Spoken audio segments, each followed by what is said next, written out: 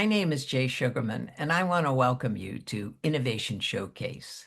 The main purpose of this ongoing series is to inform viewers about exciting innovations and creative individuals across the fields of business, science, technology, education, and the arts. Today, via Zoom, we're fortunate to have as our guest Julia Swanson.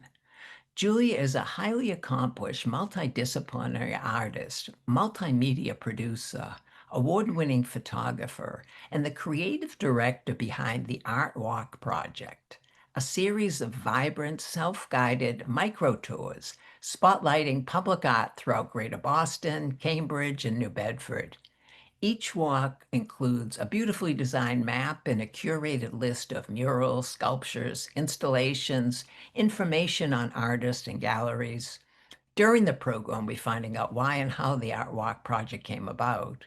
We'll hear about some of the 14 walks that have been developed to date. We'll enjoy some of the outstanding artwork you can look forward to seeing outside. And we'll learn how you and others can access and navigate the different maps and related guides.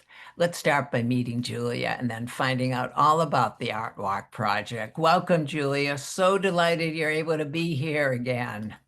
Hi, Jay. Thanks for having me back. It's great to see you. Now, and first of off, congratulations on what you've been able to accomplish in the 3 or so years since we last chatted.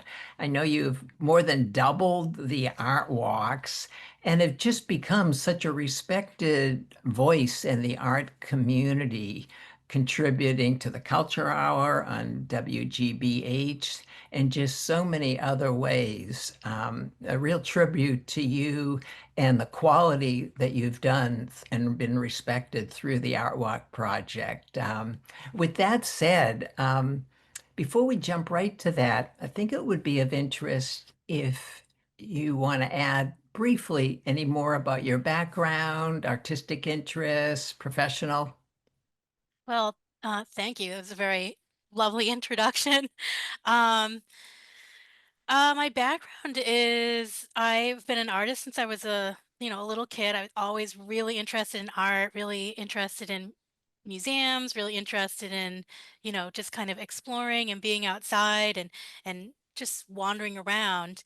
I did not really study much art in school. I like to call it art school light, where I studied abroad for a semester and I did painting and photography and drawing and all the things you do in art school. And I loved it, but I preferred the path I had already set out on. So I sort of continued that. I graduated just kind of entering the professional world as people do. And like the undercurrent of all that is I always stayed really involved in art making. And, either it was drawing and illustrating or, you know, painting and being really, just really allowing myself to be messy and make bad art and good art and whatever sort of fell in between.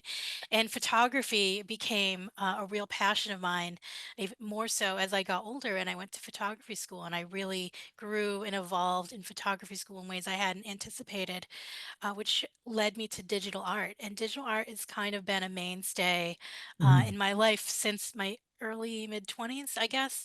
And that has evolved with me, taking me through many different things, from photography to digital photography and digital imaging, um, and different iterations of that into graduate school, where I started writing more.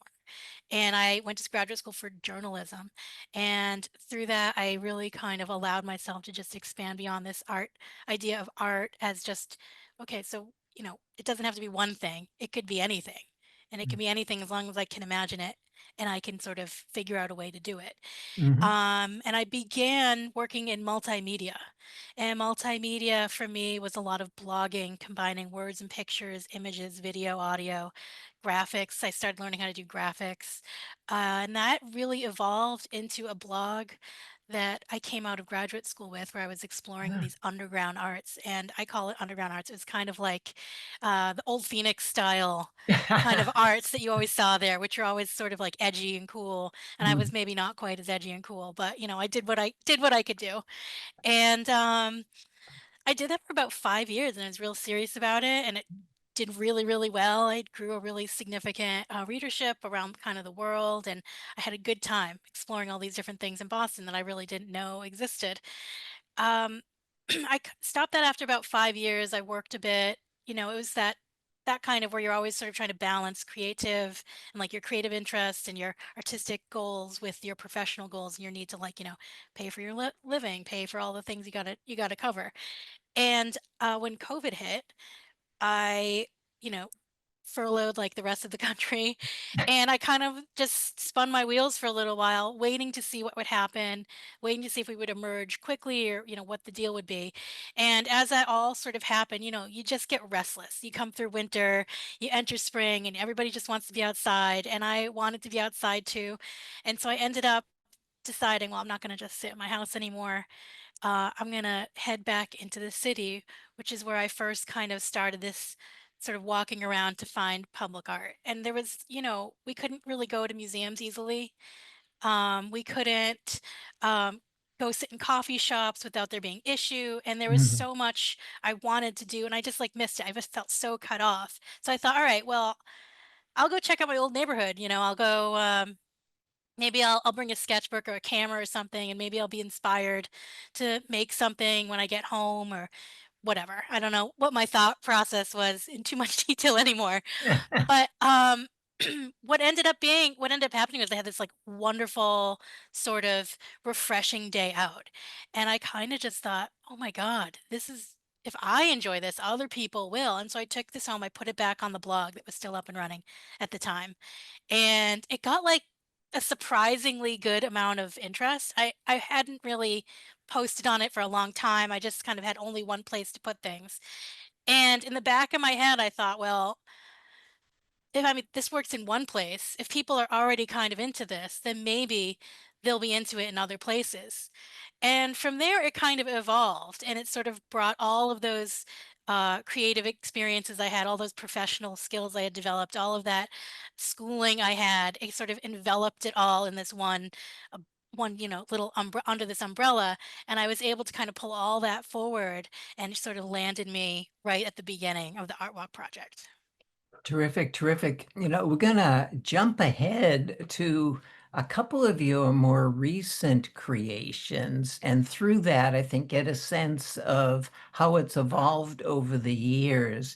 And the first one here, Jamaica Plain, and just before hear from you of how you go about this and how to highlight it, just have to say each map in and of itself is a work of art. Thank The you. way you put together the designs, the colors, the thought, not to mention the incredible array of artists and institutions to take advantage of, and the incredible background information that you put, whether it's on the map, tended pages, or the website. Things like transportation, shops nearby and things. But moving ahead to give a sense of the walks in general, a few thoughts about your initial thinking and planning for Jamaica Plain. So Jamaica Plain was an area I had been interested in for a while. I didn't know, I mean, other than friends I had who lived there, I'm gonna say like more than a decade ago, I hadn't had a lot of reason to go all the way down there. And it occurred to me that because I hadn't been down there in so long, I really didn't know how many murals there actually were, but I had heard of at least five. Mm. Um, and so I decided to just head over one day. So went over, and there was so much more than I had anticipated, and murals that didn't just talk about the neighborhood, but about the evolution of the neighborhood Mm. and the people that had made the neighborhood what it is today. And I thought, this feels significant to me. It felt significant because although there are many other neighborhoods um, in Boston that have lots of significant collections of public art, this really did clearly tell a story. And I also liked how lovely the walk was because Jamaica Plain is nestled kind of between these green areas with lots of trees and parks. And it's really just, it's just really green. You know, you don't imagine a neighborhood that's green inside the Boston area, Mm, but it mm. really is lovely. And it made such a beautiful walk as I was simply just walking. It's about a mile, you know, it's not terribly long, and there's lots of art in this small space. And I just thought this is an area people really need to see more. You know, And so that's, in addition to the wonderful graphic representation here, you provide this incredible crossover reference to what we're seeing, what you've laid out, together with wonderful information, contact information about institutions, designers. Could you share a little bit about how you go about all the research that's involved in addition to the artwork? I mean, I feel like the research is gonna be, like, the most disappointing part for people to hear about because it is really, it's very helter-skelter. There isn't, like, one place you can go to find things. No. Sometimes, I talk to people on the street and they'll be like, "You know what? I know who did that. Let me give you their name." Or s and sometimes there's, signatures on the side, and I have to kind of decipher them, and I have to, like, make a real educated guess, and sometimes that works and sometimes that doesn't. And, it's a lot of, you know, just kind of wading through it and trying different things. There's no one way to find the information. And, the internet is a tremendous resource, but even on the internet, sometimes people don't have titles or names Mm, or locations, and you really can't. I mean, there's a few specific things you need. And sometimes people guess the wrong person or the wrong title on art, and if you look it up on Google Images, it will have the wrong thing. So mm. it can be a challenge, but it's a really fun challenge for me. I don't really mind it. It just sometimes takes me a little longer than I would like. Well, I know as a viewer and visitor to some of the walks, definitely appreciate this additional information. Just to give people a little sense of the places you've highlighted in Jamaica Plain, here's one, a few comments about this piece. So this is a local landmark. It's called Gods of the Taino People. It's by Rafael Rivera Garcia. It's behind the Whole Foods on Center Street in Jamaica Mm, Plain, and it's been there for well over 20 years. It was wow. restored in the early 2000s by the mayor's mural crew, and it is a stunning, elegant mural. It's a love letter to the Taino Mm, people and the people of Puerto Rico. So fabulous, fabulous. And how about this piece here? So this is Nelly Ka, designed by the mayor's mural crew. It's on the side of the purple cactus, right Mm. off of Center Street, and it is um, a stunning interpretation of Mexican, like Native Mexican art. So it's really detailed. If you go, you'll see, she takes cues from local flora and fauna, like the mallards, the blue jays.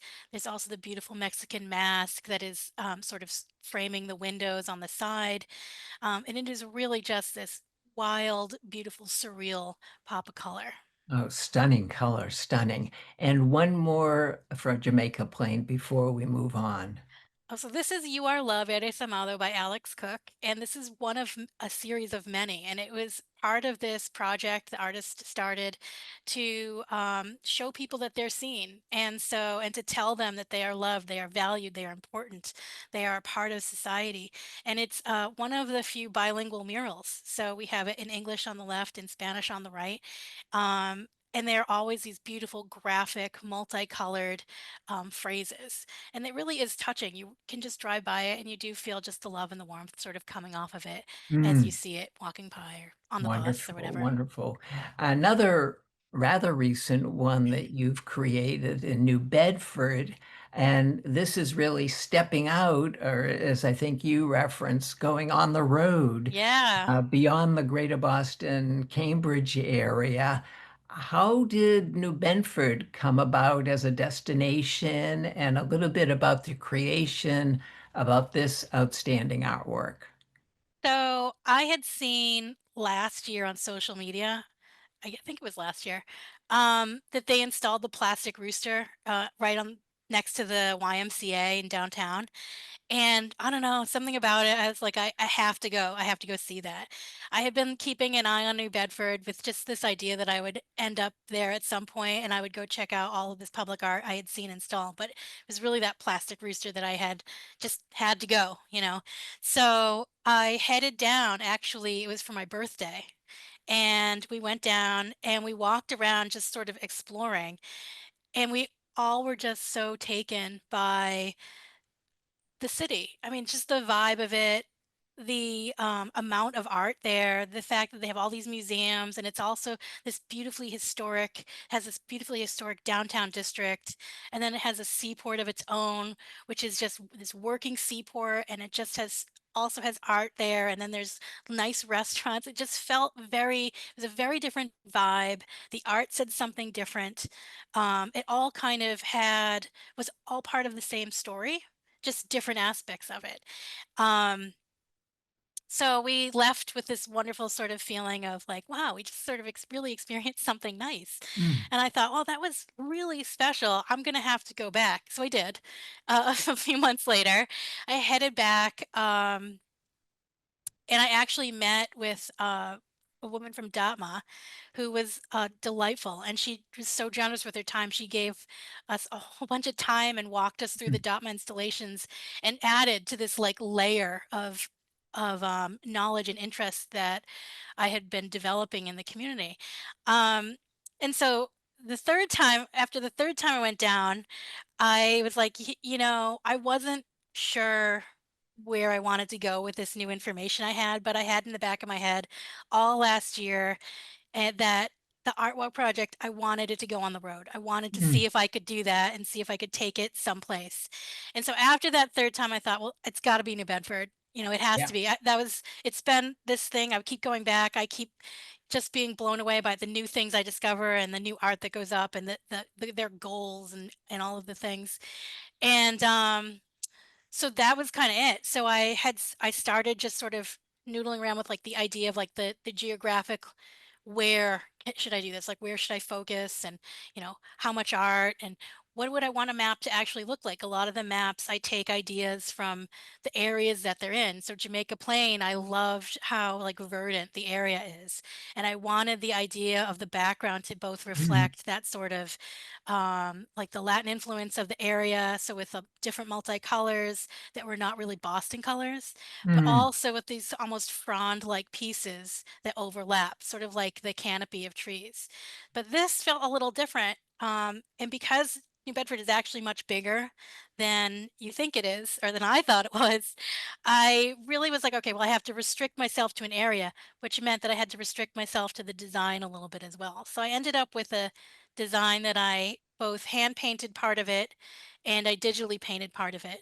Mm. And I created what I think, and we can discuss this, but I think it looks like a whale. And that was kind of the idea. Mm. I wanted to have this sort of aquatic feel to it. I wanted to sort of Uh-huh. mimic the whale and the fishing theme that is just such a big part of the community. But I also wanted it to have some of those bright colors that were in the plastic rooster, because I just like that was one of the things that really spoke to me, and it really, to me, speaks a lot about the Portuguese heritage of the area. And so that was kind of how I ended up with this specific map, and with you Well, know. fascinating to hear. And I just have to echo your comments. I think New Bedford, totally underrated as a art community, as just a vibrant community for many of us sort of in the greater Boston area who haven't taken much time to explore it. So in addition to the art walk, definitely encourage people to make their way to New Bedford and enjoy all the things it has to offer.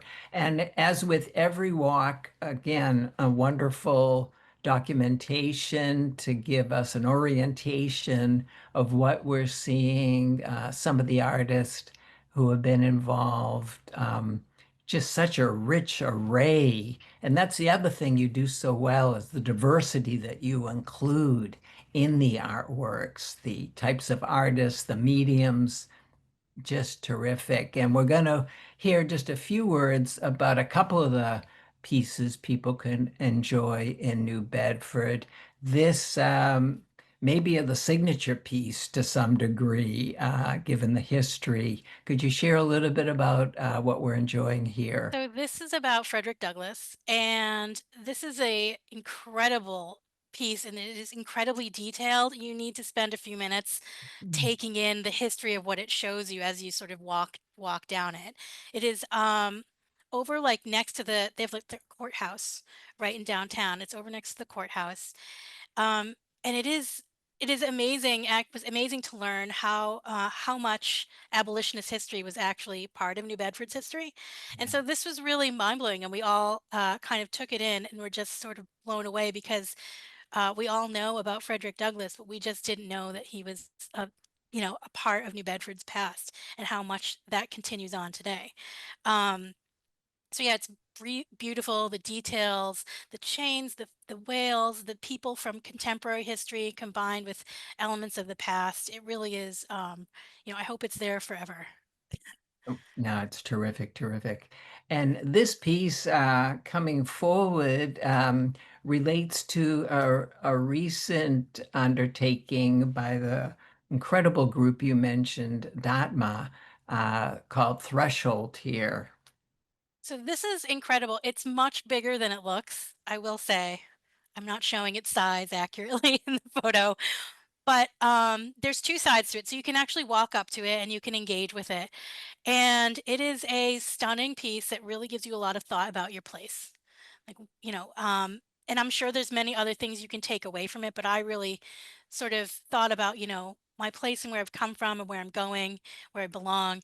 And the details on this are really beautiful in that you have two very different experiences on both sides of the door. And there are it's just very thought provoking. You really do kind of need to take a moment as you take it in.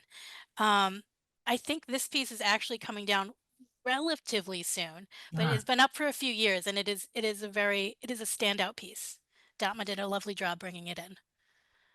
We're going to move on in the time remaining, continue our conversation about the Art Walk project and enjoy some of the other maps that you've created. And as we view them, can you share what's been some of the reactions and feedback from local residences or businesses to the Art Walk project?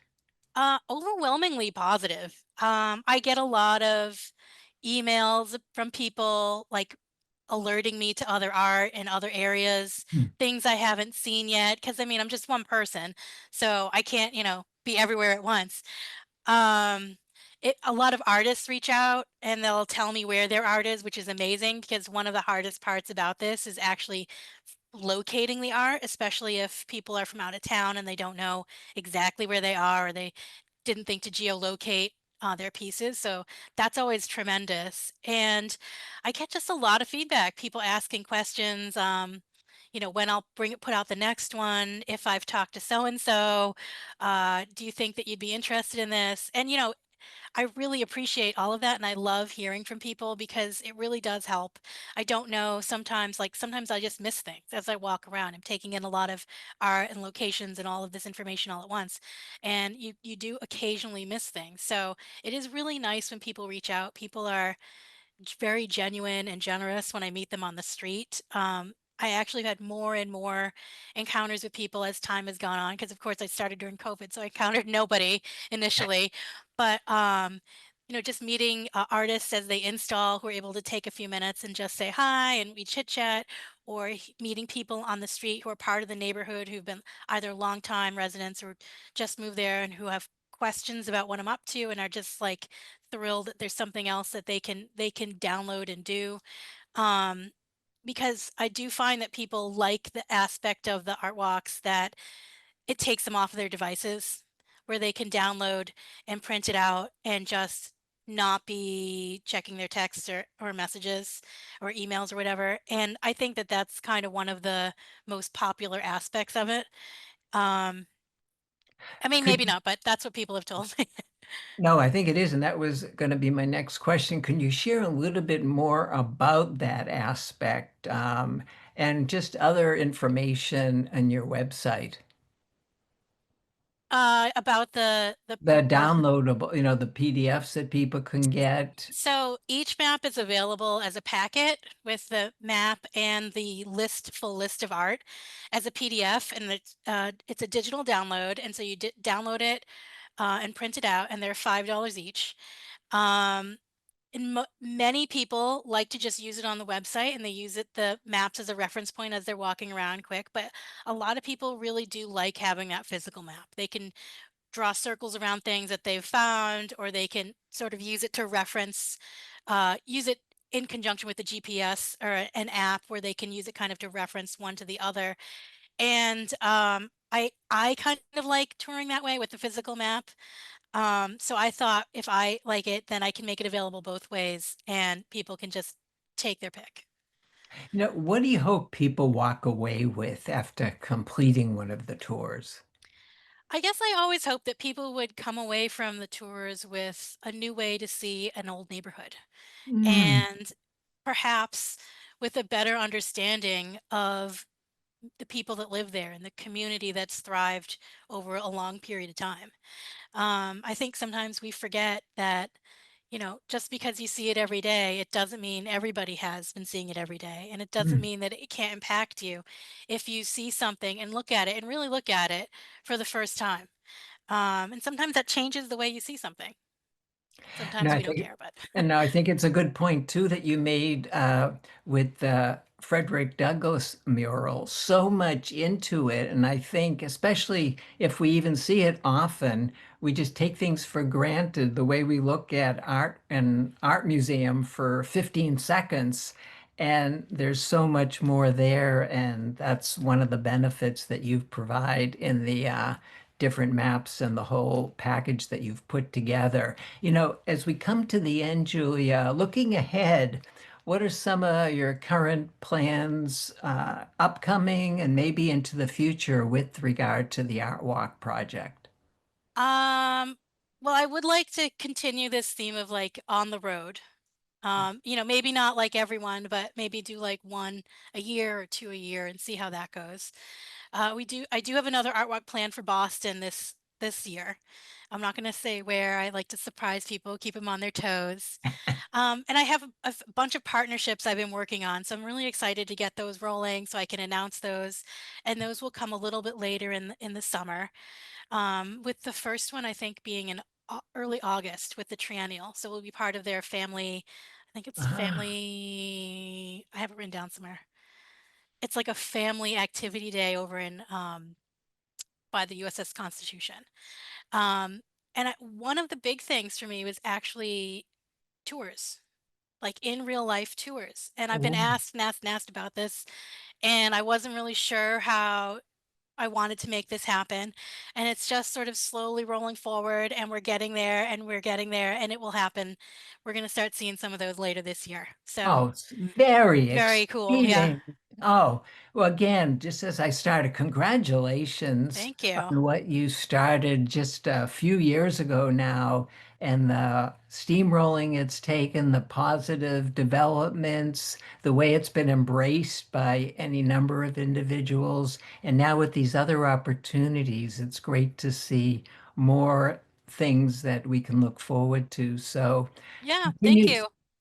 well, unfortunately, we have to end now, Julia, but thank you again and continued success. Definitely look forward to following the developments. We'll have the website and your Instagram information in the credits and look forward to connecting sometime in the future. Likewise. Thank you so much for sticking with me. Oh, It's been for quite a sure. ride, but it's always nice to meet people that have been following me along the whole way, and we can have these nice conversations. So Wonderful, wonderful. Also want to thank those of you watching for joining us and hope you'll be able to tune in next time.